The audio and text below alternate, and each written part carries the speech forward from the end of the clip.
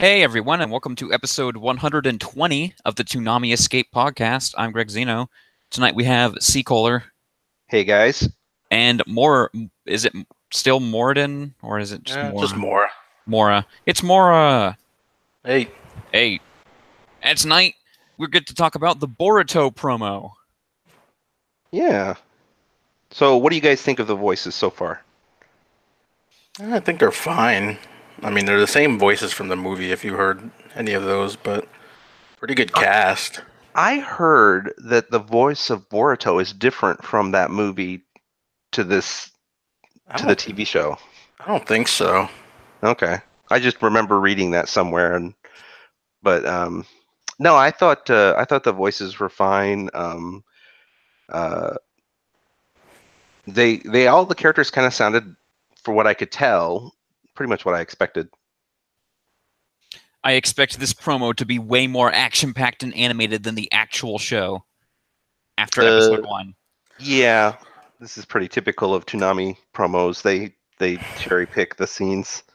The show is actually pretty well animated, to be honest. I mean, for Studio Pierrot, like it's pretty well animated. Yeah, I will say, I think I said this before, like the first episode is like really good for Perot. Like it looks really good. Episodes 2 and 3 that I've seen, the quality kind of dips, but it's not bad. Episode 2 is actually probably the worst because it actually does pick up a bit from there. Like the Does first it? arc has some pretty well animated scenes throughout. I've only seen the first 3, so I saw like 1 and I was like, wow, this show looks great. And then I saw 2 and I'm like, oh, okay, I see. This is what it's probably gonna look like. Yeah, the promo mostly shows episode 1 footage. Yeah. And Some episode 2 stuff. It ends up somewhere in the middle. Yeah, pretty much. I think, yeah, from what I've heard, like the animation pretty much is somewhere in between those two extremes, with the occasional amazing battle scene.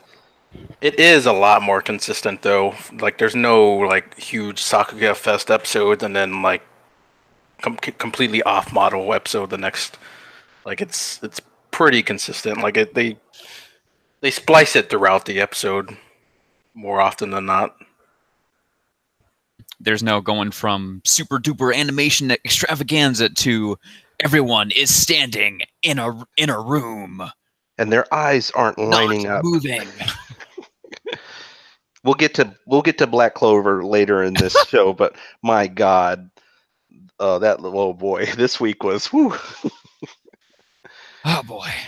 Well then, let's talk about the block with My Hero Academia. My Hero Academia episode 18, Cavalry Battle Finale. In this episode, they have to take on straight up, just go toe-to-toe with Team Todoroki, and it's kind of up in the air until the very end. Yeah, this was a really exciting episode all the way through. Fun. I think one of the things that My Hero Academia is doing really well, in my opinion, is letting all of the side characters have their little moments. And I think it would be too easy for a show like this to just focus on 2 or 3 characters and then have those other ones barely mentioned or seen. But it seems like every character gets like a moment in this episode to do something. And it's even like the shot, like when it freeze framed and it like went to like a cool painting look right before the commercial break. Like it was just really cool looking. Dramatic posing. It's definitely a lot more dramatic than you would expect for this Japanese children school game. Yeah, I kind of figured that's the whole gimmick. It's like this is just a doofy high school or a school playground kind of game, but we'll just make it extreme with like superpowers. Yeah, I liked it. I mean, of course, there's gonna be the standard tournament format that we're gonna get to, but I like that this first part chose to have some weird fun games. Three-legged race, but extreme. Yeah, who knows? Imagine Deku and Bakugo forced to do the three-legged race together. Speaking of Bakugo, Speaking of Bakugo, I Yeah, it's easy to shit on him because he makes it easy. But I will say, I mean, I do kind of respect a little bit about his like determination in this episode, and actually, like, I didn't actually expect him to succeed at doing what he was doing, and he full on does. And I mean, like, he doesn't 100% get as much back, but I thought the whole gimmick was going to be that he was going to get mad and then fail, but he actually pulls it off, getting more of those points back. So I kind of like, I got to give the guy props. At least, yeah, I mean, he's definitely skilled. These are That the guy big. had. Go ahead. I was just gonna say that guy had some serious balls just picking on Bakugo to begin with. Yeah, I think that guy's yeah, he's just kind of conceited, I think. Oh boy, you have no idea. Really. Oh boy. Anyway, so yeah, there's that thing. Bakugo get that dude with the air is cool. Wait, who are you talking about? The guy who blows out. He uses his breath to make solid objects. Oh yeah, he turns the air solid. Yeah. Yeah, that guy, that was weird. Not Seems like solid enough. yeah. But yeah, so Ida has a super duper secret weapon, and it's going extremely fast instead of just regular fast. Yeah, I think he said that like he could make his engine go overdrive, but then he can't once he does that, he can't use his quirk for like a couple of minutes or something. Have we mentioned that his quirk literally runs on orange juice? No. Is that ever mentioned? This is, I believe it's like dropped one time when it's like being described and then never again. Runs on orange juice. Because I think you could always see him drinking orange juice in the background or something. You know what? He was doing that like in the second or I mean like in the third episode. He was drinking something. Huh. I just assumed he was drinking water or something. Nope, it's OJ. Huh. He was pretty cool in this episode because, well, he's just Ida, and he's like, Ida's always kind of like the goofy, fun character, but then from time to time, like this, he's like a badass. And he will never stop being the goofy, fun character for the entire series. That's Nope. fine with me. Good. Nope. That will never happen. Oh, wait, now I detect sarcasm in your voice. I'm just dropping hints for the next arc. I'm sorry. Well, I think the real true, like, MVP of this episode was your Shadow. Yes. Dark Shadow. He's supporting you. He's giving you a thumbs up. That is a weird quirk, though, because it's not even like just a shadow. It's like alive. It's a stand. Yeah. It's like super bright electricity. Violence solves nothing.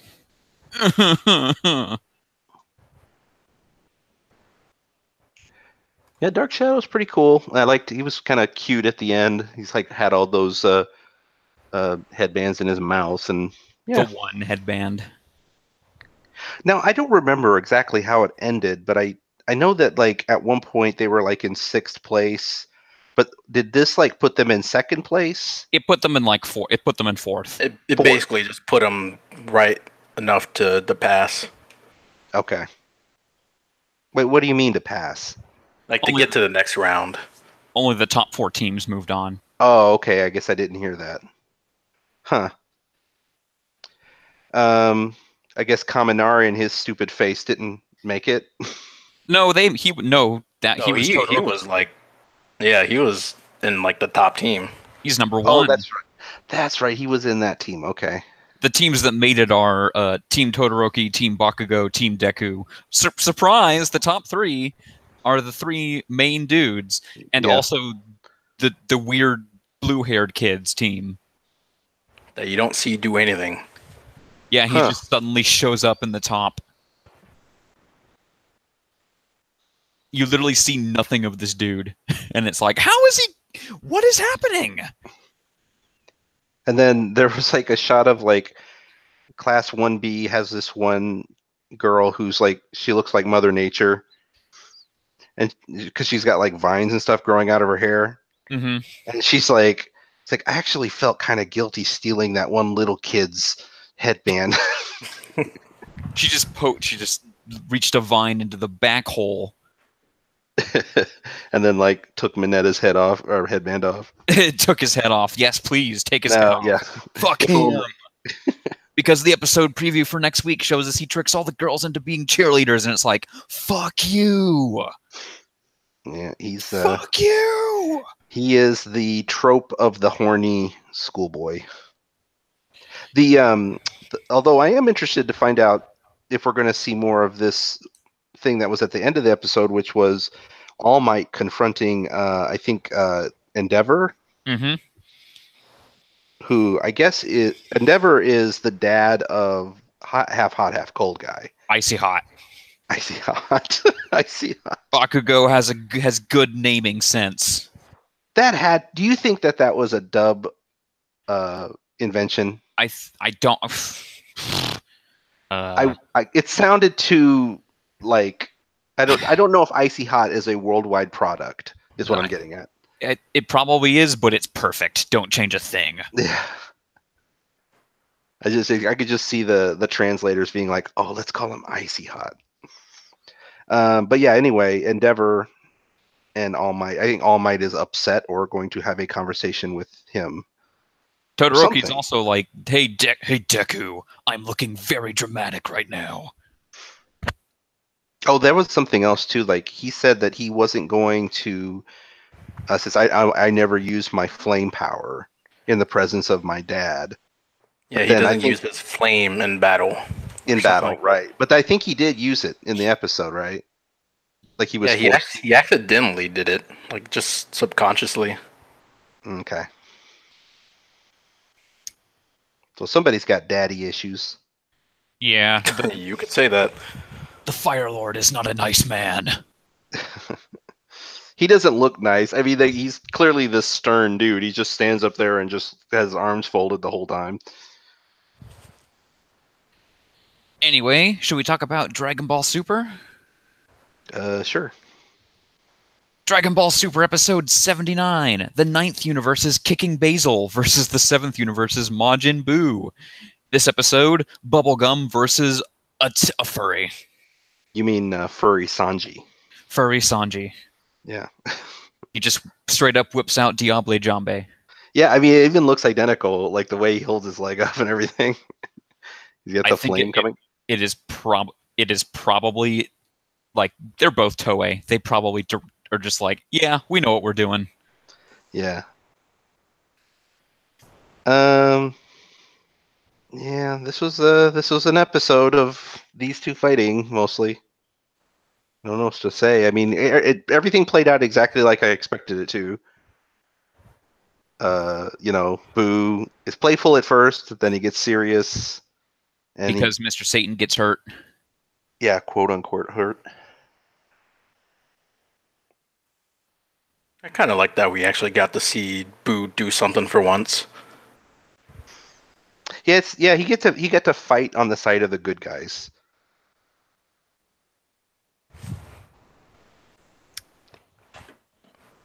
And also performance-enhancing drugs. Wait, oh yes, the 9th universe uses some kind of magic fruit or something. And it's okay because Zeno thinks it's cool. Oh yeah, that's another thing I learned from this episode too, which is kind of, I think, going to play a bigger role later, is Zeno's, like, there are no rules when it comes to them. It's just whatever they want. Rule number 1, if Zeno thinks it's cool, it's cool. Yeah, rule or like 2, if this violates any other rules but is cool, refer to rule number 1.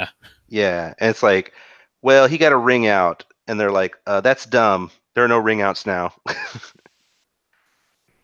Well, for the actual tournament, they do actually kind of set some ground rules, but okay. Zeno is like, Zeno does what he wants. What I'm getting at is that this is the first time I think it's been shown that Zeno could be like a spoiled child, you know what I mean, and not just happy-go-lucky. What do you mean? He's blown up entire planets on a whim. But like, I don't know. It never really struck me as like being. I don't know how to put it, but it's like this is like more like I mean like a spoiled kid would be like, well, I don't want that. Like being unreasonable to a fault.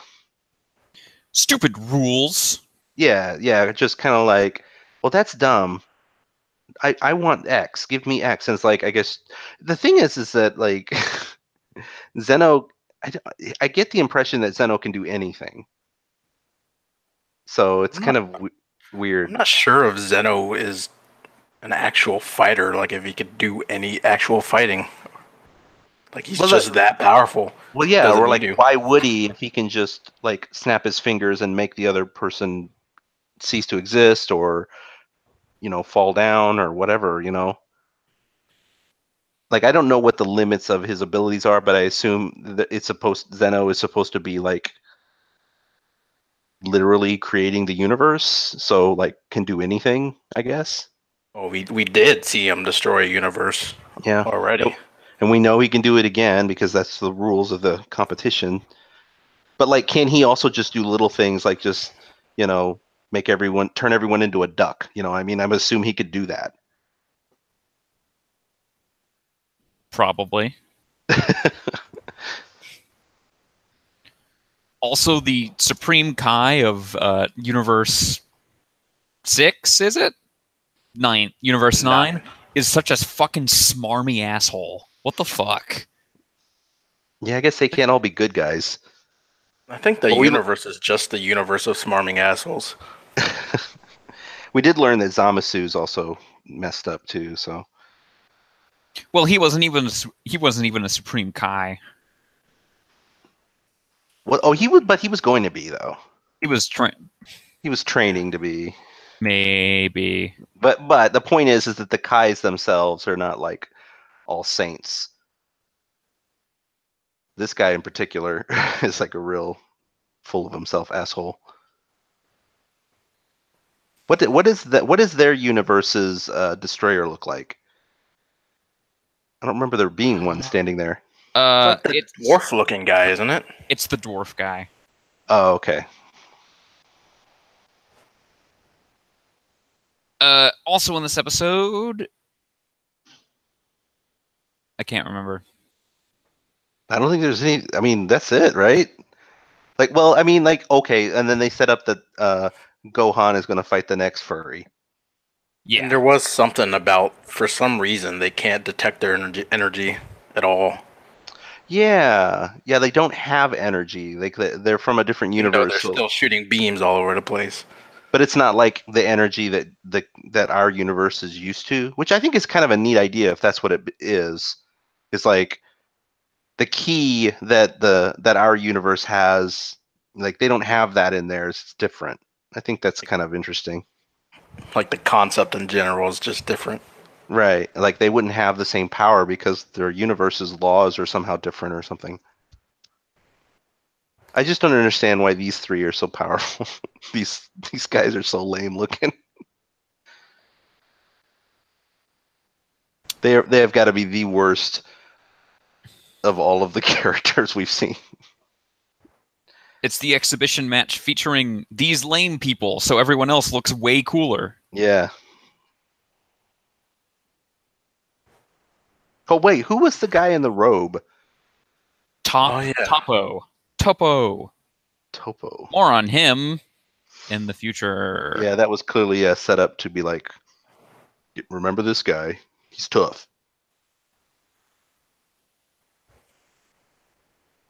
Anyway, you guys want to talk about Attack on Titan? Yeah. Okay. Attack on Titan, episode 41. Trust. In this episode, apparently these two people are people we've seen before.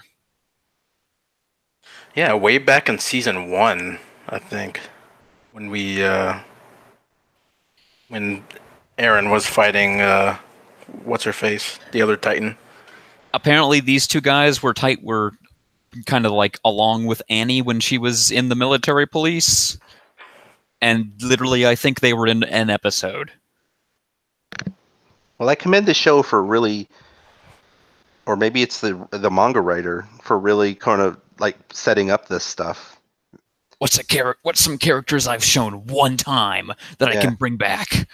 I mean, This merchant dude and these people.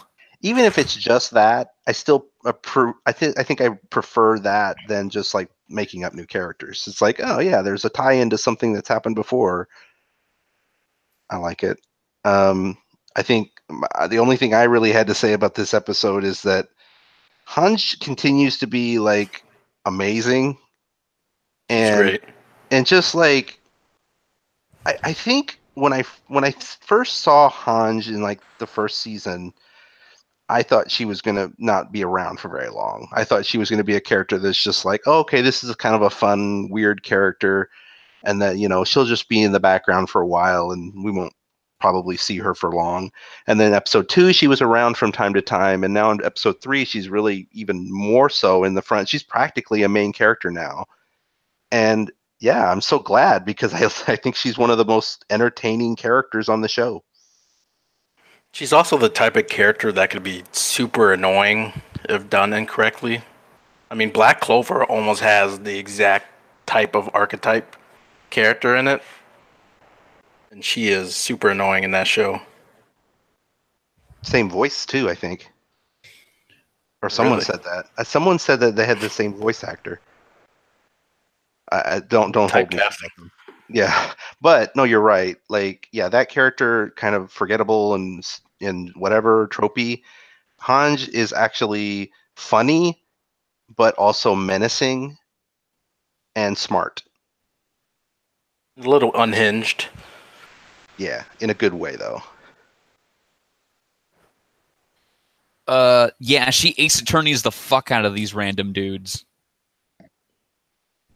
Yep. It's like, surprise! There was this entire apartment complex listening to your conversation, and also they all got jobs because of this dude's dad. Fuck you.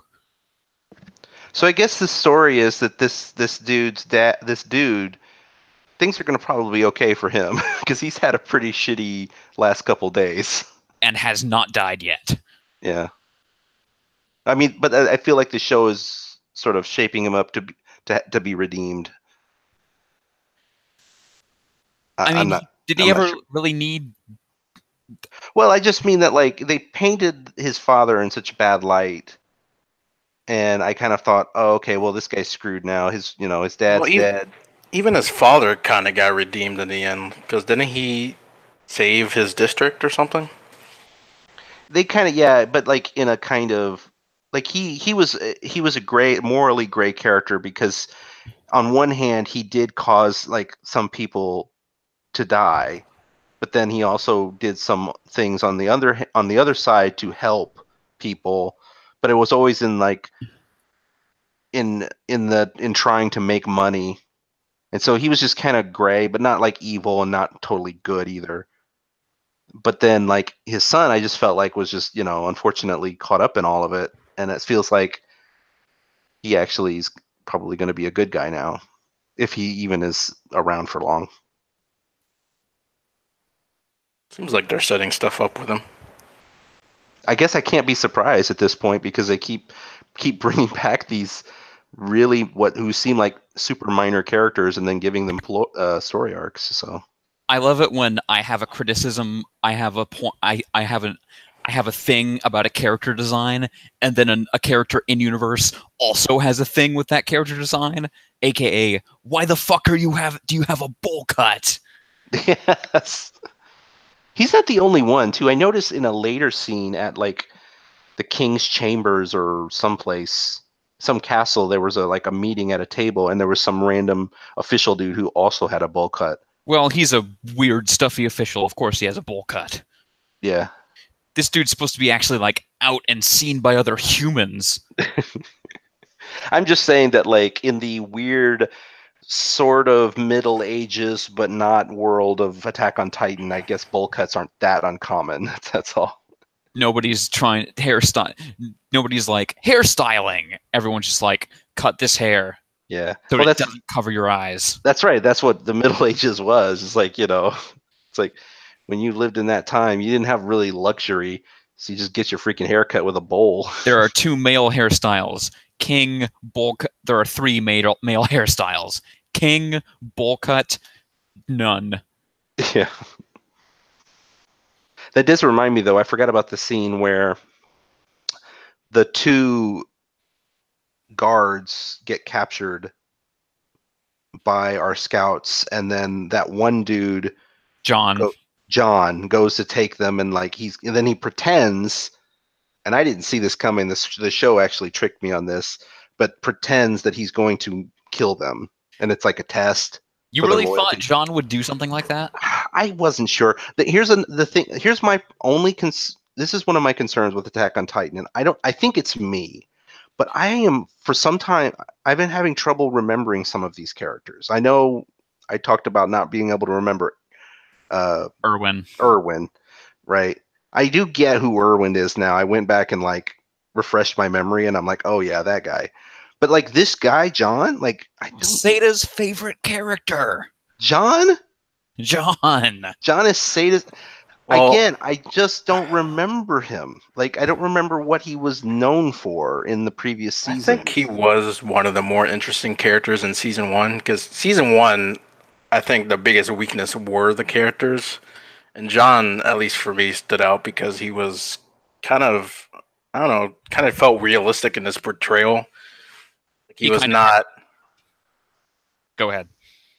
He was not like a heroic character at all. He was kind of cowardly and was more realistic. I guess I just need to go back and watch the first season again. But he's not in season 2 at all. So I guess I don't completely. But everybody but me is remembering these people is what I'm getting at. I just don't remember them. It's been too long, I think. But yeah, anyway, I guess because I didn't remember his character, I kind of thought, oh, well, maybe this is who he is, that he would actually do this. And then it was a trick. Yeah. Although I still don't trust that girl. I don't trust her at all. I think she was just scared. I think she's probably not evil. You know, the fact that she came back with the stick, she's probably all right. She probably, if she was a scumbag, she probably would have just ran away. Yeah, exactly. She was trying to protect him, and also when Bullcut tells her to calm down, she does. It's like she.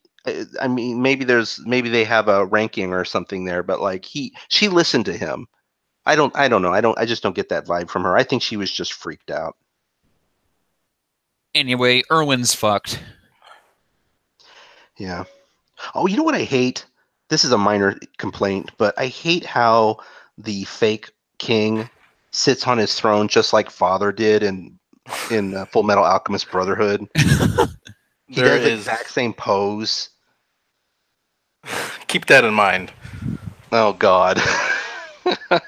So it's deliberate, eh? It's pretty good. Yeah. Anyway, Irwin is definitely gonna die. Nothing will happen to change this, right? No, I think he'll be fine. He's gonna be fine. He's gonna be all according to Keikaku. He does strike me as the kind of person. Well, we know he's got something going on with Nyx. He's given Nyx special orders. Pixis.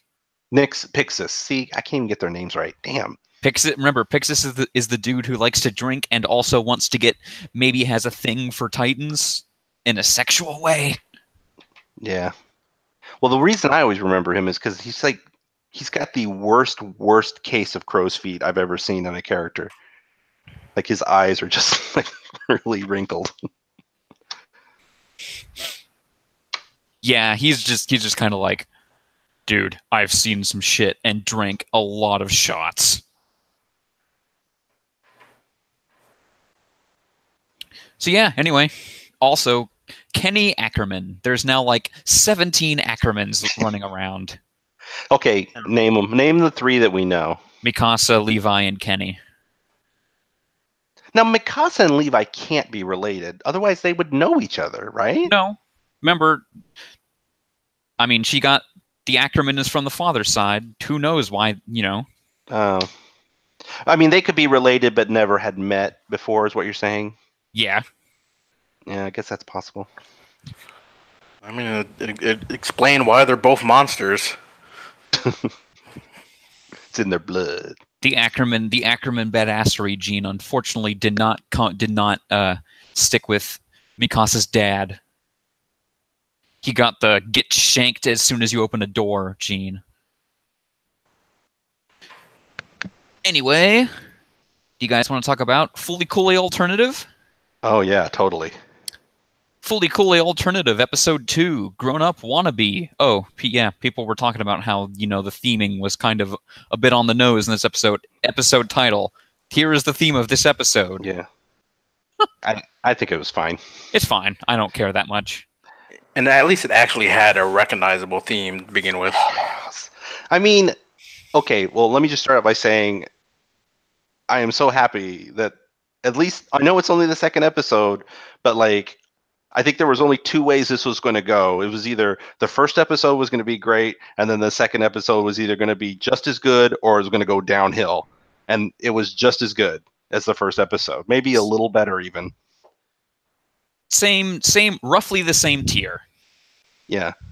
But the quality has remained consistent and it's good.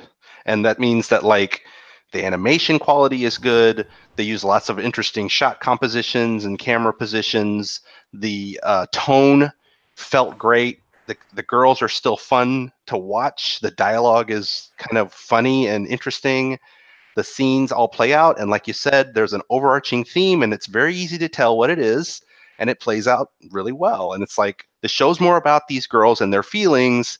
And then, oh, by the way, here's Haruko and a giant robot. I love how they walk up to Haruko in the food stall, and it's just like, oh, it's Haruko. Like it's been months since episode 1, and they've just had a bunch more crazy adventures. It's just like, oh, of course, there she is.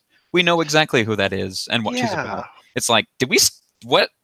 I kind of like this. I don't know if this is going to keep staying this way, but like I like this idea that she's just around. You know what I mean? Like they're just going to run into her from time to time. It's almost like they continue having their daily life, and then it's like, oh, Fully Cooley, up back to daily life. Yeah, I like that Haruko's like plan or plot or whatever isn't in the forefront this time around. Yeah, I think one of the main faults of Progressive is just it was just like, check it out, it's Haruko! You guys love Haruko! Look, she pulls off her mask and the entire class goes wild! You're here for Haruko! Yeah. And this episode is just like, yep, here's Haruko, doing Haruko things. Yeah, the girls don't even really care. And she's like, oh yeah, there she is. And like, yeah, and I mean, Haruko's still doing her thing. I don't know if she has a plan or anything. It's not really even mentioned, and I don't really care that if it is or not, but I'm assuming it will be. But anyway, she's still pulling stuff out of girls' heads and guys' heads. That's what she does, right? And even at the end of the episode, she tries to pull something out of that older guy's head, and it just turns out to be like a little like Matchbox car. It's so misshapen and looks like Toad. No, nobody. I have no idea what you're talking about. You haven't looked at anything of the news today. No. Oh God! Now I know what you're talking about. Well, there's All right. only one thing I could possibly be talking about. Anyway, this episode is still really good. Music was on point. Lots of good Pillows music throughout, stuff we hadn't heard before as well. Yep, the Pillows music is way, way, way better in alternative so far. And I feel like it's actually louder too. Like it isn't getting just like drowned I can out. actually hear it this time. Yeah. Yeah. I like to like little things like there's the scene like it's throughout the episode Kana's kind of realizing that everybody else around her is a bit more mature than she is. And there's this scene where like she's at her house and she's just sort of probably on her phone or something, and her little brother's watching TV, and then she's going to tease him about the fact that he doesn't have a girlfriend, and he's like, yeah, I got a girlfriend. and Not a big deal. It's no big deal. And she's like, really? When did you get a boyfriend? He's like, or a girlfriend? And he's like, I don't know, a little while back. And it's like suddenly she has this sort of crisis moment where she's just like, holy crap, everyone is more mature than me. Literally spinning around her room at top speed. Oh yes, I also love how she just continues to be like, she reminds me a bit of like Mako from Kill la Kill, just kind of wacky at times. Right. Everyone has their moment to go full cartoon. Yeah, and I liked Hibiji this episode too, because she was kind of like, of their group, she's obviously the most mature minded character of all of them, and and she's I don't know, she's just, her character had depth in this episode, and at the end she's kind of like, she basically confesses that she's kind of like that guy and that she's kind of shallow in a way. And I mean, we didn't get anything like this in Progressive. Like, none of the characters in Progressive had any depth like this. Yeah. Also, women are from Mars, men are from Venus. Check this shit out. I've got a giant penis. Yeah, that was weird. I think everybody like did a double take when that line was spoken. The fuck did she say? Yeah, it was crazy. I don't know why cars were turning into robots, but again, why does it doesn't really matter. Maybe it'll make sense at the end. Kind of really don't really care if it does. But if it does, that's fine. I really wonder if this is going to be a thing where, like, most of the episode is kind of like laid back and very like slice of life-ish until like the last 10 minutes or so, where it just becomes fully coolly out of nowhere. Like, I'm kind of digging the format it's going with so far. Yes.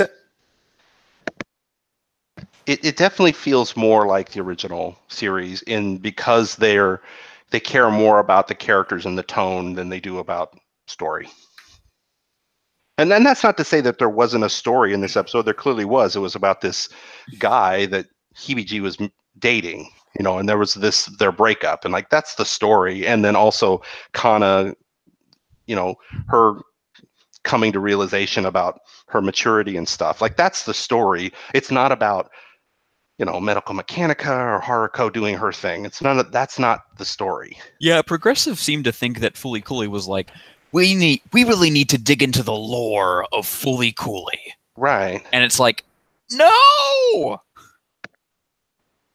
Like, that wacky bullshit was there to supplement like the actual character development and stuff like that. Like, it wasn't never meant to be the main focus. It was simply an engine for these characters to grow and change and have conflict. It wasn't. I know that I've said in the past that, like, if you watch Fully Cooley the original enough times, it will start to make sense, and it's true. There is like a kind of a story you can glean out of it, but that's not why it was written.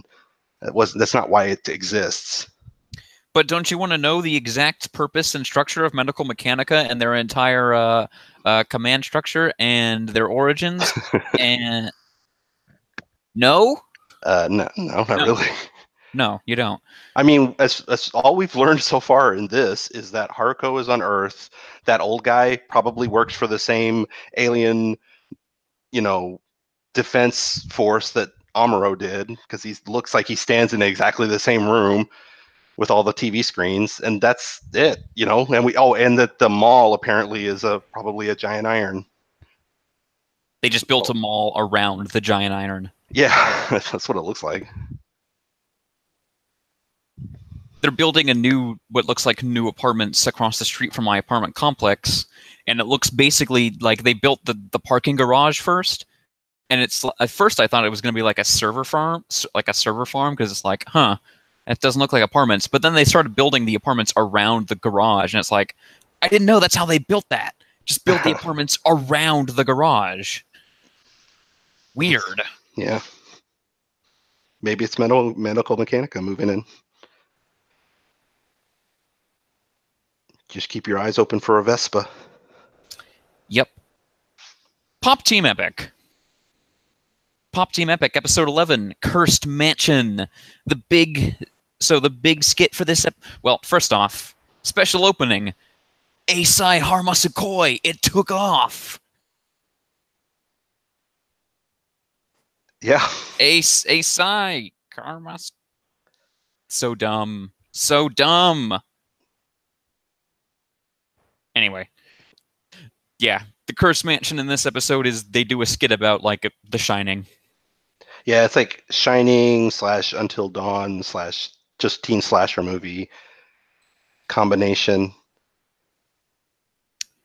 And it's fine, you know. It's the joke is basically like, haha, it's a ghost movie, but Popoko and Pipimi are the ghosts and they talk backwards.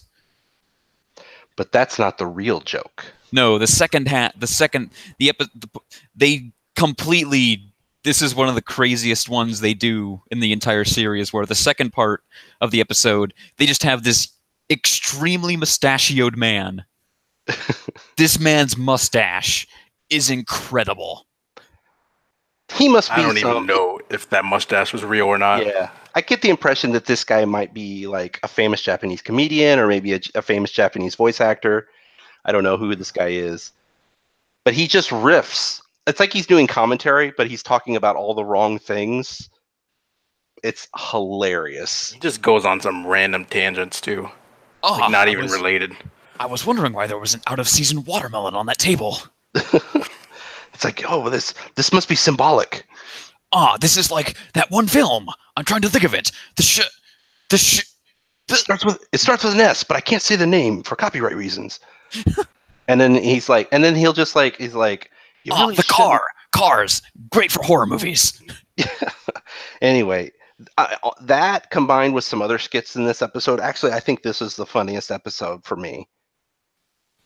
Like it had remember the Bob Epic team where they got the complaints about there's not being enough keyframe animation, and then she gets up and it's like super fluidly animated. And fluidly animated to the point that it looks disturbing because nothing kind of stays the same between a frame. So it's got the Bob Epic team character models, but it's like rotoscope to a real person. It's like real creepy looking. It's got the old Disney style that looks kind of weird. Yeah, almost like Betty Boop or something. It's like, yeah, oh God. Yeah, that's exact. I think if you told me that she suddenly was doing Betty Boop movements, yeah, I would believe you. I think it was. I mean, it's just like super. She was doing that dance you just said, really. Also, the mayor doesn't like her idea for a jetpack swing, so she points a gun at him and he turns into two birds. Okay. Yeah, I mean, like, what? Pop team cooking! Get all this red stuff over you and chase the assistant around. Well, and then the second half, it goes, Pop team cooking! Just for no reason. Oh, yeah. Sean Schemmel was one of the voices this episode, and he was great. Yeah, he was really good. I never really think about him as it being anything but Goku. But he does not need to be anything other than Goku. No, he doesn't really. But it is fun to hear him because he had some range. Yeah, you could barely actually hear Goku in this episode at all. I had to really think about it. Yeah, talented voice actor for sure. Anyway, let's talk about the dramatic ending of Hoshiro Goldrop. What? Oh my gosh. I remembered this as Daichi dying. I don't know, but no, it's actually like the final. Well, he did. We learned that he did die, but that happened prior to the series, and that he was brought back to life by Susugo. No. Susugo died 5 years before, and he sacrificed his memories of her to bring her back to life. Oh, okay. I think I had it backwards. Gaia brought it back to life. This fucking thing just goes straight left turn, 2 left turns, a complete U-turn, off a cliff. Into Crazy Land. It's great. Just this fucking out of nowhere. Yeah, this has nothing to do with anything else in the show. Yeah, it's just like, The weirdest thing that we'd seen up until that point was a giant dog, which we never saw again, by the way. Yeah, the giant dog is literally just a sight gag. Right. But yeah, suddenly, if we were to take it seriously. Now, I want to say something, too, and this is going to probably offend some people who listen to this show, but everybody was joking in the thread about that they would really want a Hashino Girl Drop TV series on Toonami. Mm-hmm. I don't think it would work as like a real show. I think the whole bit is funny because you're supposed to imagine that it's real, but you know it's fake. It's like, haha, look at these tropes. Yeah, exactly. It's like if you made a real show, I think the joke wouldn't be there. It would just be just a tropey standard anime crap show. I don't know. I just don't think it would work. But didn't you say that they're remaking one? I think I might have been wrong. Oh, okay. Unfortunately. Are we not going to get a follow-up to that? Well, here's my prediction: is that they may make a season 2 of Pop Team Epic, and it would it would be a trick or something. Like they would like start out the episode like they did this one, where it's like the girl drop. You know, this Toonami airing has turned me from I would not watch any more Pop Team Epic to I would probably watch more Pop Team Epic. Yeah, I'm not sure if I would go out of my way to watch it, but what I would do is I think I would watch the dub. Maybe, but for me, I don't think I would go to Crunchyroll and be like, oh, okay, I want to watch this show now that there's a season 2. But I will say, absolutely, if they aired a second season on Toonami, I'd be all in. I'd be like, sure, I'll watch this. Hell yeah.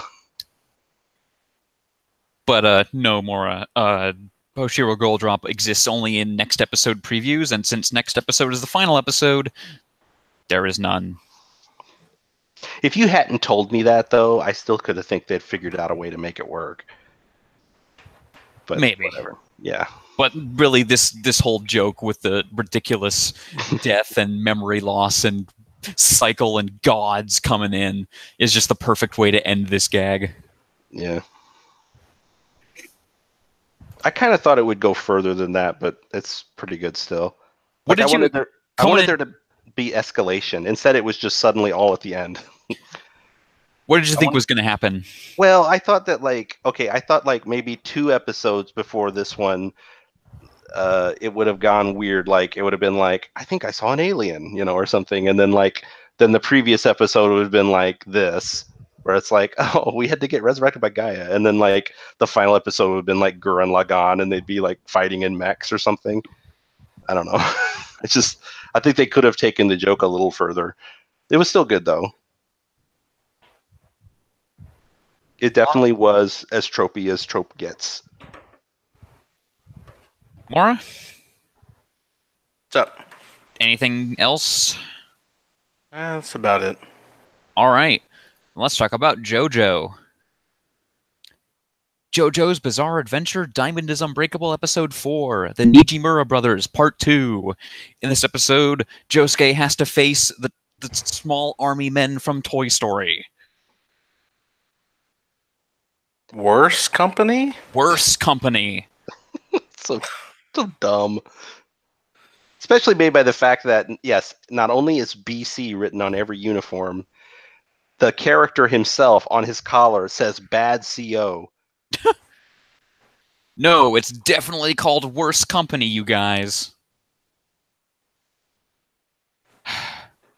This stand is bizarre and I love it.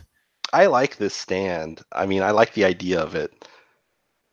Like, I was okay with it when it was just soldiers, but when those like Apache helicopters showed up, I was like, okay, this is cool. It's the dumbest fucking thing. It's like somehow makes sense though, because it's like if he had like a stand that was like a real army, it would be too OP. But the fact that it's a miniature army, it's like, oh, okay, I can see it, Of course, this stand would absolutely not help him break into a death row cell. Thanks. No idea. Still no idea how we got in there, but anyway, Koichi gets healed, and now he has a stand. It's an egg. Yeah, I was gonna say, like, is that normal that they come out as eggs? So the thing here is that he didn't really have the potential for a stand, and he was gonna just die from getting shot with the arrow. But because Josuke healed him, he gets a stand. So this Yeah, is it's kind of like a weird loophole. And it's also like why his stand just doesn't come out normally. It's like kind of a weird scenario. Mm-hmm. Okay. It's like, Koichi, can you throw that egg at him? Stand, egg, user, Koichi, power, egg. We didn't actually see his stand though, right? No, there was like a little crack on the egg. Yeah, that's right. It started to hatch or something. And apparently Big Bro Nijimura is looking for a specific type of stand. And if you have it, he might not kill you, so good for you. Anyway, Okuyasu, Josuke's a good dude. Yeah. I like this about Josuke. It's like, I mean, he hasn't really done anything to make me not like him as a character. He's just a nice guy who stands up for people. He's like, I guess well, this is guess how I have no choice but to heal you anyway. right, and I think this is most likely how what's his name? Okuyasu. Okuyasu. This is probably why he's probably going to become his friend, because he's not only did he spare his life, he straight up healed him. And then Okuyasu comes up behind him and it's like, oh no, he's betraying him, but he's actually like, I'm gonna use the hand to move Koichi closer. We're buds now. Yeah. I still don't know why their shirts say million and trillion. JoJo. JoJo. Just a fashion thing, I guess. I noticed too that the big bro also has like earrings that are arrows. Yeah. That's extremely on the nose. Yeah, it is so on the nose, isn't it? Well, I mean, and like I said the other day, Josuke has like hearts on his outfit and like the peace symbol. It's like, did he? It always makes me wonder. It's like, I know this is just Araki being stylish when he draws these characters, but it kind of makes me wonder. Is like, did Josuke decide to put the peace symbol on his outfit because he's like a healer? Or is that just, am I not supposed to think about it? I think he just is the exact type of guy to wear the peace symbol. The peace symbol in the heart. Well, I never, and this is also as kind of a side tangent, but I never understood why Jotaro had like the hand on his hat.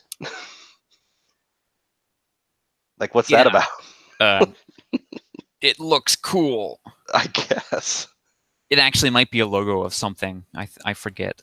Yeah. It's never explained. Hat is even more ridiculous now that it's white. Yeah. It's just like, the black hat, you could see it just kind of being broken at the back and just blending into his hair. Now it's just like his hat becomes his hair.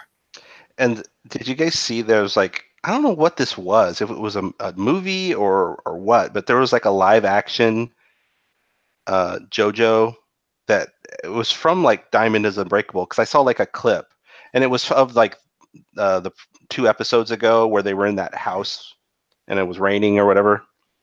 Anyway, there was a clip of that and it was like a live action JoJo, and but like obviously a movie or something, because it was like really like it looked like high budget CG and stuff in it. But anyway, all I'm getting at is the fact that he had the same hat with the hair. And it's like, I think it was like a digital effect to make it work.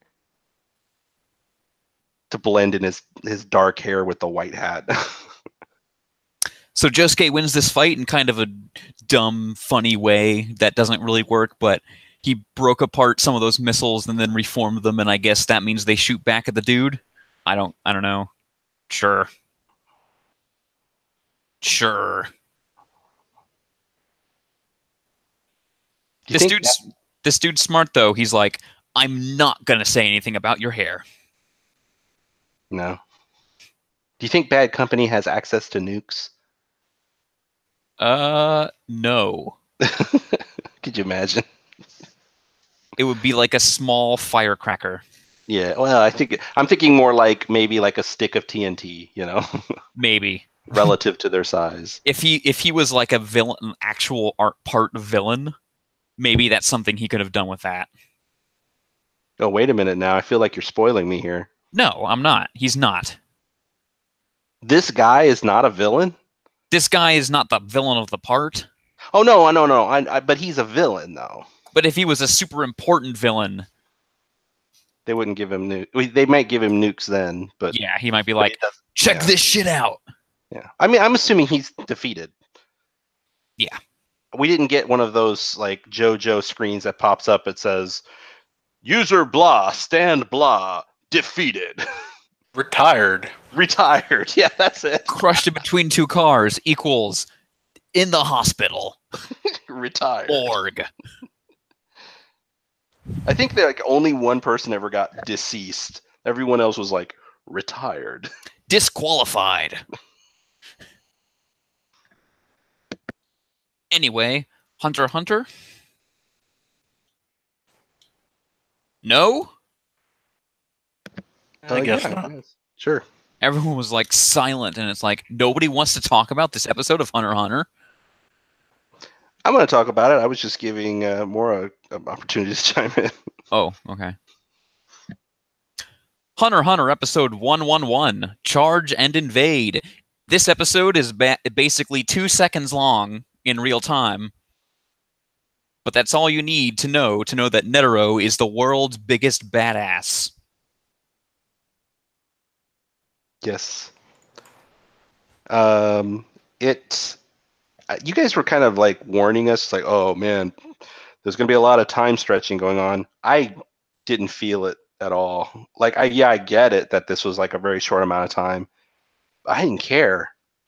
This episode was super intense and riveting. And it was basically mostly a flashback for the chairman, like him, like how he got the way he was. And it was really good, like really, really good. Like- yeah, I'm one of the guys that really enjoys the time dilation and narration actually. So like I don't have a problem with it at all. Like I actually think like the narration in this arc like adds so much to it. It, Yeah, I'll it back you up. kind of gives it like this legendary quality of like, these are legendary events that only a storyteller can give to you. Yeah, like and if it I makes had, every single action like it makes every little action feel super important.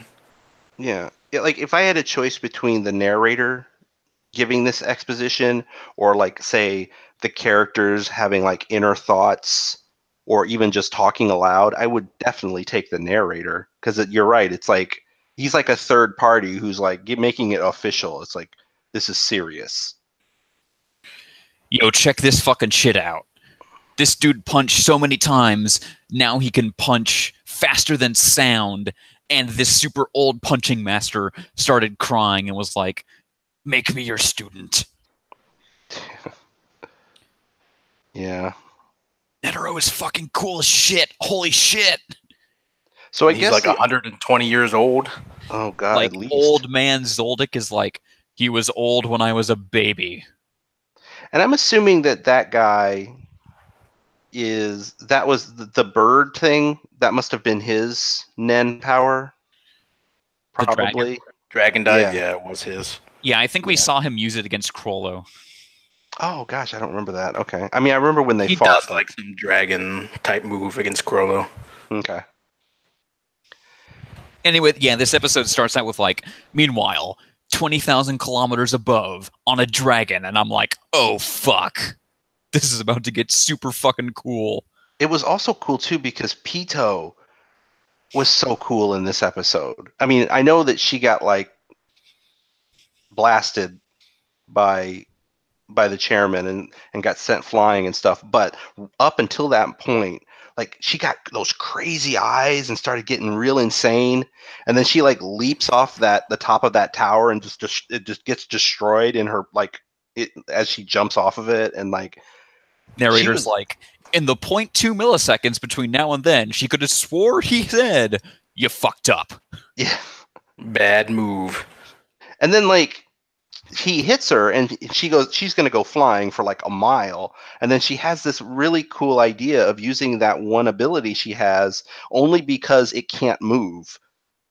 And because it's attached to her tail, it stops her from continuing on, which I thought that's kind of neat. Like, normally she wouldn't use that ability because it's just for healing, but she uses it in like a clever fighting way.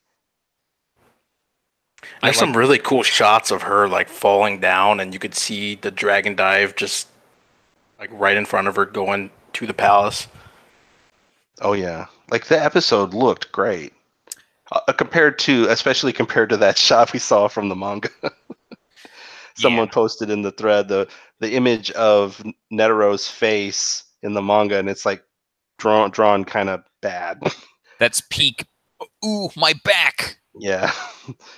Poor dude. I like that the only thing Poof did in this episode was like fly off and be like, "Sire!" That's an extremely Poof thing.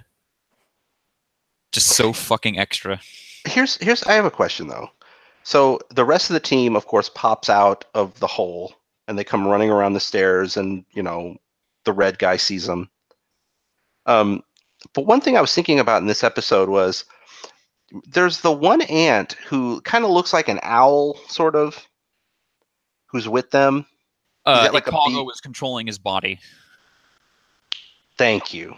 Remember when he first showed up, he was like that sniper dude? Okay. I was trying to figure out, I can't think, why is he helping them? Where'd the octopus go? Okay, gotcha. He's just in charge of him. Okay. Huh.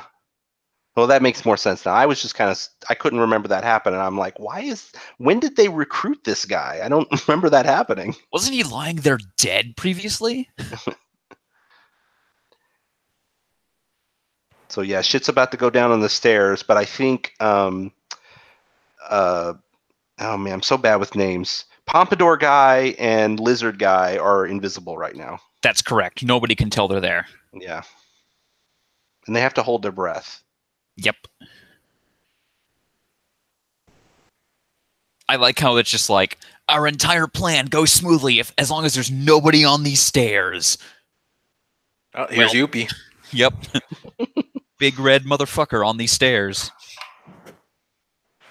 Plans immediately shit. Well, I mean, only for everyone but the people who are invisible. Guess their plan hasn't changed, Yeah. But it's easily likely that they could get knocked out by some sort of like random attack in this melee. Yeah. I really don't know what to expect from this red guy. I mean, just assume he's just a strong dude. I guess he probably has a Nen power, but I don't think we've ever seen it. Well, we've seen him shapeshift a little bit. He formed wings that one time, so okay, do stuff like that. Gotcha. Also, Killua notices Gon's crazy psycho killer eyes for a brief moment. More on that later. Well, I think we've all known that Gon is a crazy person. Yeah. People are hyping up 116. Let me just say. What are we on now? 111. Okay. Well, I'd say the next few episodes, like not even just 116, are going to be really good. I will say it's going to be nice to end the block and basically my watching of the block and this podcast on a very high note from now on. Yeah. Yeah, I can't stress enough how impressed I am with this series. Like, I really did not think I wasn't even sure I would like it. I thought it was going to be, I don't know what I thought it was going to be. I thought it was going to be like childish or maybe kind of goofy, just judging on the character designs of Gon like particularly. He just doesn't. He looks like a character from like Yu-Gi-Oh. You know, It's misleading. Like the 2000 anime, at least, like it looks very kid friendly at the start. Like it it doesn't look does. like it'd be like compare now to the beginning of the exam, and it's like night and day. Yeah, if I ever have to recommend this to someone, I'm going to be like, look, I mean, it's going to start out kind of lighthearted and a bit, almost feels like a Pokemon adventure, but by the end, it's gonna be crazy dark and serious. But by the end, nope. But like it doesn't. It looks light, but then immediately in like the first few episodes, people are getting just wasted. So Yeah, it's so good though. Like every episode, I think almost every episode of this series, I've been happy with.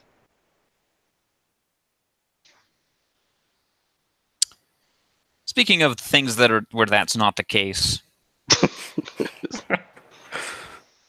Black Clover episode 38, the Magic Knight Captain's Conference, aka Yami just sits there and basically Yami / Chris Sabat have decided that they are in a gag dub and they're just going to make fun of everybody else. And Thank it's God. amazing. Yeah. But before that, let's look at scenes of these characters that were apparently drawn by the janitors at Toy or Perot. Because clearly whoever was How drawing could you this, say that? How could you say that about Zonic? I'm sorry, but like I mean, I was going to take screenshots at one point and I just got lazy. But the number of shots at the beginning of this episode, by the first half of this episode, where characters' eyes are in the wrong place and not symmetrical at all, like everything looked off and wrong. This was clearly like somebody rush jobbed this episode out. Well, we just recently had a well animated episode, so that's kind of to be expected. Like every time there's a well animated episode, the next one or the next few are gonna be just completely off model and off. Well, like somebody said, like, or I think it was you actually who said that like Boruto, like the animation is pretty consistent, and I think that's kind of why everybody always says that like Black Clover is obviously the B team because Yeah, it's between the two, fluctuates. Black Clover definitely got the short end of the stick there. Yeah, but I mean, like it wasn't the whole episode; it was mostly just the first half that looked really bad. But then, like the second half looked pretty normal for this episode, this show, I would say, and it was much better because like you said, Yami and this other little kid captain are just riffing on everybody, and that's more entertaining than being serious. Why does But that kid have glowing hair? Is that like actual? Is that a thing or is? I can't tell. I don't even know. I don't remember even seeing this kid before. Was he at the like the thing where Asta got chosen to be in the Black Bulls? Was he there? Or is he like new? I got the impression he might be a new person. He had a name tag pop up, so I feel like he's new. They all Okay. had name tags pop up. Oh, in this episode they did? Also, these people are so forgettable that you would totally forget if they were even there in the start. I forgot most of them were there, except for, of course, how could you forget fucking front ponytail guy? Like, Don't forget Gargletron. what? That Yami this big huge dude with a mask and like a square head is like, ho, ho, ho, ho, you guys suck, and Yami's just like, shut the fuck up, Gargletron. And it's Yeah, like, of course, perfect. Yeah, I don't That is remember his name now. I don't remember Square Guy being at the exams, but I do remember the main captain, the guy who's like got the crazy mask, like the Majora mask looking thing. Like he obviously is supposed to be like, oh, he's got the best squad, that all of the people are the most amazing, who is also very suspect and probably evil. Excuse me, Mr. Vengeance. One, why is what vengeance on what? Two, why have I seen you in the same room as Licked recently? I feel like I haven't. Yeah. Oh, and we did learn in this episode that apparently there is a traitor among the Magic Knight captains. So take a guess. What? But of course, all of this is not important because what was really important this episode was the pieing contest. Pie eating contest. Charmy wins. Yeah, I was going to say, who do you think wins that? Who has the trope of eating?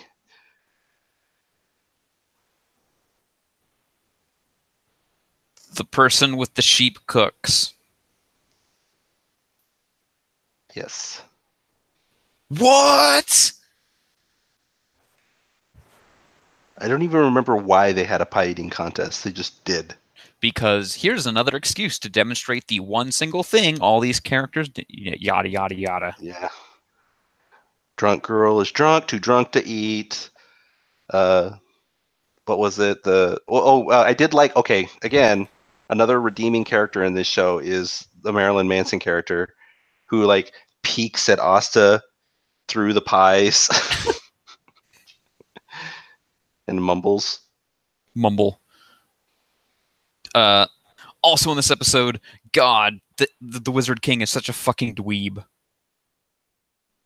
All right, who else here thinks that this is like is supposed to throw us off?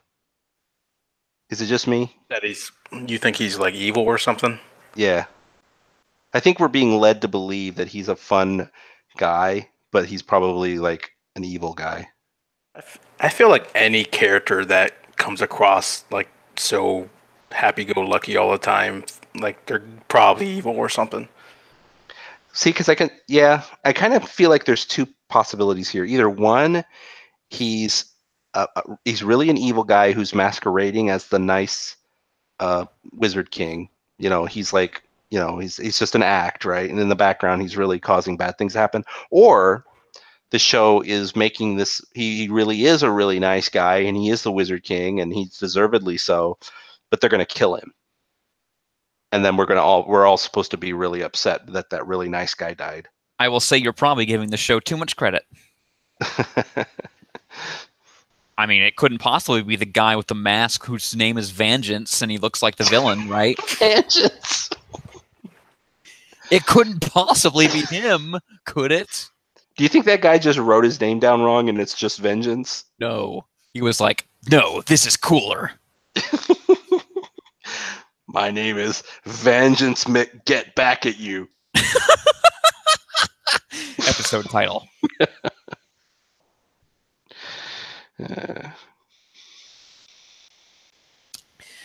Anyway, yeah, he's just like, oh man, I can't believe you saw these types of magic. Beast magic. I've never even heard of that before. And it's like, don't leap out of your seat, dude. It was super fucking lame. They were all super fucking lame. He's just like, copy magic? It just copies another mage's power? That's so lame. Like, you can't even describe it as something that isn't fucking incredibly lame. This show probably does the worst job at trying to make villains seem threatening. Here are the four types of power of magic in Black Clover. Number 1, sword. Number 2, I covered myself with bullshit and now I'm a golem. Number 3, spikes from the ground. Or 5, sorry. Number 4, laser. Number 5, giant tiger made out of element. There you go. Yeah, and then of course we've got our 6th non-magic. No, that's just in sword. Oh, that's sword. Okay. I still continue to be frustrated by the fact that everyone knows that Asta is the non-magic guy, but it's not clear to me whether non-magicness is like a common, even remotely common thing or possible. Like, has there been non-magic people before, or is this like the first time ever? Apparently not. Didn't the bad guy say that Asa's swords or book or whatever was like belonged to somebody? Yeah, but that doesn't really. I've always assumed that doesn't have anything to do with his non-magicness. Like, I just assumed that the grimoire that Asta has, like, anyone could use if they were allowed, like whether you had magic or not. I don't know if that's true, but that's just the way I've always read it. It's like, oh, okay, Asa's really lucky he got the magic canceling sword because he's a non-magic person, but like I would assume that if that book had chosen his rival guy, uh, whatever his name is, who we haven't seen in a while, um, I think he might have been able to do it. I mean, what do you think? Do you think I'm wrong? I mean, I don't really know. No, because I don't Rival know. Guy got a super special, awesome magic book of his own. No, but I just mean that like, do you think that Asta's grimoire only works with people who have no magic? I think Asta, we are supposed to believe that he is the only person, literally the only one with no magic. No, I get that, but do you think that his grimoire would work with someone with magic? No, because that grimoires are tied to a person. No, but I mean, like, if it picked a different person, do you think it would work No, because because that person would not have magic. or would have it? This is the grimoire you have when you have no magic. That's what you think? Okay. See, I wasn't sure. Like, I kind of thought, oh, well, And it's just also the number of people with no magic is this person. well, like Morris said, there may be another. No, there is another. Are we getting good lore here? No. That was a Star Wars reference. No, I just meant about we're actually talking deep lore about Black Clover. Oh boy. The secrets. Who is the bad guy? Whose grimoire works with who? It's William Vengeance, dude.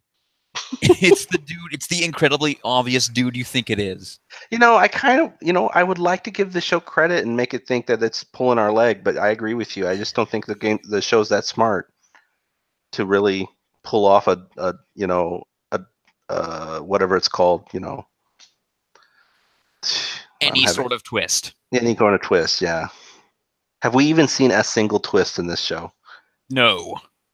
I don't think there's been any. I think it's all been as plain as day. The closest thing they've got was back in the very first test, haha being like, actually I wanted to crush you. Yeah. Maybe the twist is that haha actually turned out to be a nice guy. He wasn't evil. He was actually nice because he calls them every once in a while. Anyway, Naruto Shippuden.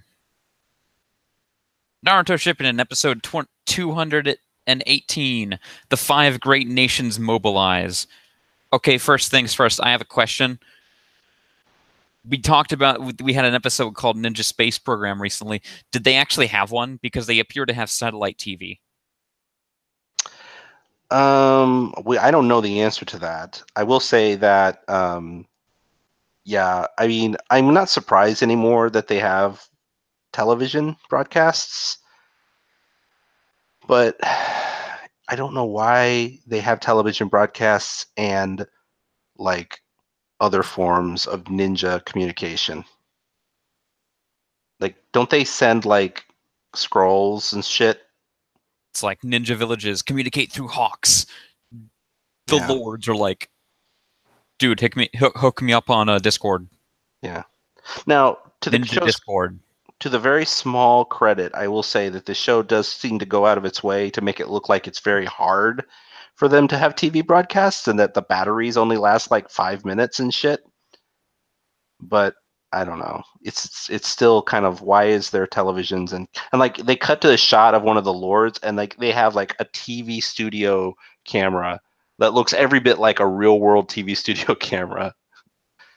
As complicated as it is. I kind of like the weird mix of technology and old world stuff in Naruto. I think So weird. I think it's okay insofar as like, again, you're gonna see a lot of it in Boruto, and like that's the whole Bordeaux is like just straight up steampunk in a lot of ways.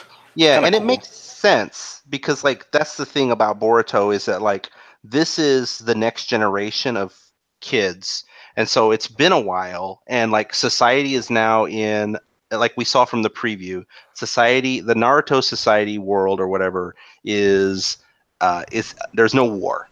War is, we're post-war, and so now there's been a lot of like technical progress and lots of industrial progress and lots of other kinds of progress that happen after a big war. So it's like it makes sense that in the Boruto show there's a lot more technology and a lot more things like trains and other things that they didn't have before. It's just that why do they have TVs now in Naruto Shippuden? It's like I didn't think they would have that. Seems Didn't too they soon. have those big monitors in the original Naruto too, like during the tuning exams and stuff? I feel Yeah, like I remember seeing big screens. it's the giant computer where you get the infamous "When the hell are we?" joke. Yeah. Yeah, it's just I kind of agree with you more a bit about like the idea that some of like it is kind of neat the idea of having like a mix of like shinobi style technology mixed with modern technology. And if it's steampunk and stuff, even more so, I kind of like that. It's just so inconsistent that like uh, it kind of makes it hard to believe that they could have it like television. It's just like they don't even use electricity half the time, so it's just really odd. And then like once you have a technology, typically you don't need your old technology anymore. You usually give it up. But in this show, it's like they don't want to give up their old ways. Maybe it's a thing where it's like a tradition or something.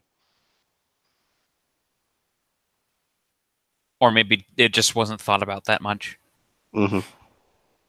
Well, that's what's weird. It's like Kishimoto thought to put TVs in this thing.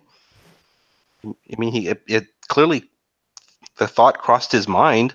Otherwise, he would have just had them all meet in a big room.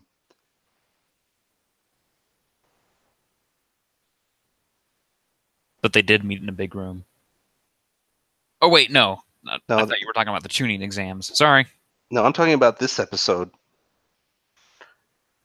You were right though. What you said last episode about like what are like the feudal lords are just like a bunch of they rule over the world that the ninjas don't see, but they don't, like they were all very cliche in They're like, their aren't the ninja villages getting too much power? And it's like, what? They have all the power. What? yeah. Excuse me. What non-ninja village force do you have?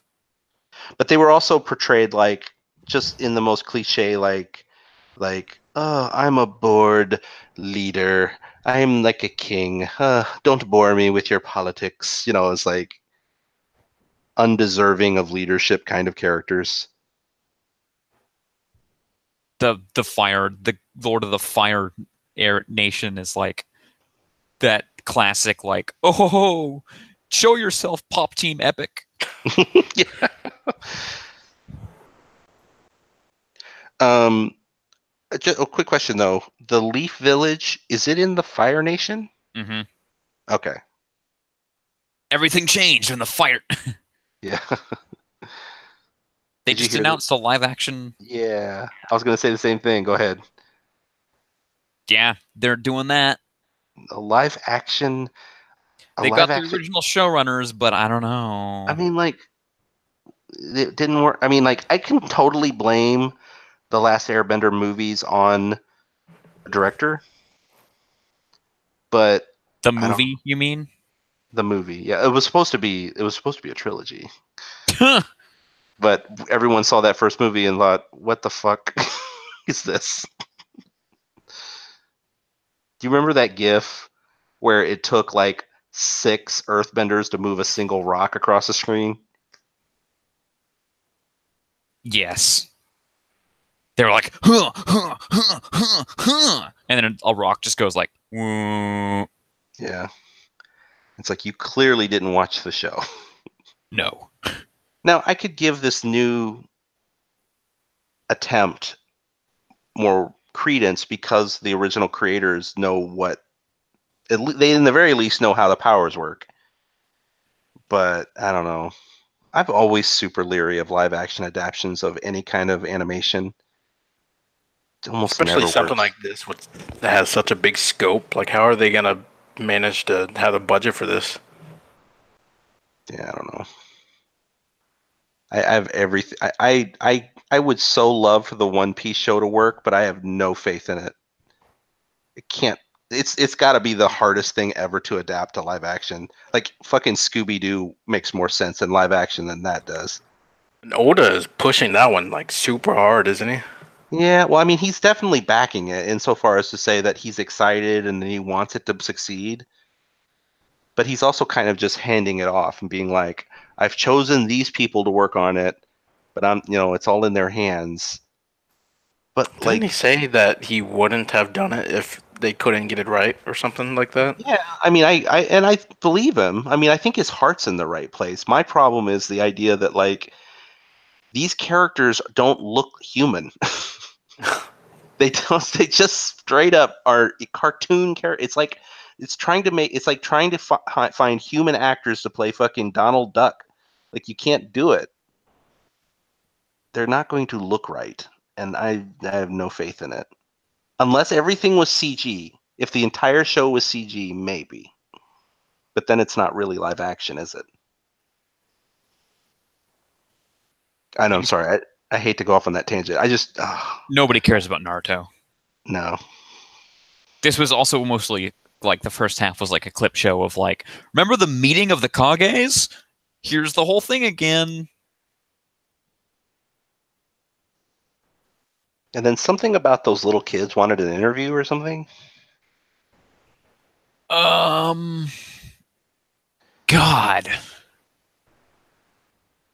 No. Whatever that Oh kid. yeah, they were in this episode. Yeah, it was Kona Maru or whatever his name is. Konohamaru. Konohamaru and the little girl with the pigtails are complaining about the fact that they want to get an interview with Naruto. I just remember that being a thing. Completely unimportant, I'm sure. But cool. The only cool thing about that is that those characters are in Boruto too, which is kind of neat. Like that's one thing that's neat about Boruto. I know I kind of praise the show a lot. I've only seen a couple episodes. But like the premise of it is cool to me. Like these are characters we've gotten to know over a long period of time from Naruto and Naruto Shippuden, and now we get to see them. It's like this huge time skip. And it's like, oh wow, those characters are around. That's cool. But in this episode, they're just little kids who are kind of annoying. Naruto looks at the hole that is the Leaf Village and he smiles for some reason. The Leaf Village looks like an old West town. Yeah, there's just like logs everywhere where they're like, I guess, showing that they're preparing to rebuild. We all have to take shelter in the ninja log factory. It does make you wonder though. Like I think B-Dub said this last episode, or maybe it was Imperial Bishop who said this. Like when they've got ninjutsu powers, you'd think it'd be pretty easy to rebuild. Like, don't they have a bunch of people who can just move stone? Yeah, just. Well, they have Yamato, which could literally do wood bending. So Yeah, yeah. It's like you feel like he'd be on 24-hour duty, just creating houses. But no, they'll all just use hammers, I'm sure. It's like Harry Potter, where like they have magic that can make their lives easier, but they don't always use it. Pretty much. Anyway, anything else about Toonami this week? Naruto next week will be pretty fun. For once. What's next week? I think it's the Kakashi episode. Oh yeah, then I mean next week. Next episode is called Kakashi Hatake, the Hokage. So, geez, spoilers. Thanks, show. I bet he doesn't become the Hokage. No, they'll put his face on that wall and then they'll never take it down. For one day. Anyway, that'll be it for this episode of the Toonami Escape Podcast. Thank you, Mora. Thanks for having me. Thank you, C. Kohler. No problem. We'll see you guys next week for episode 121. Good night.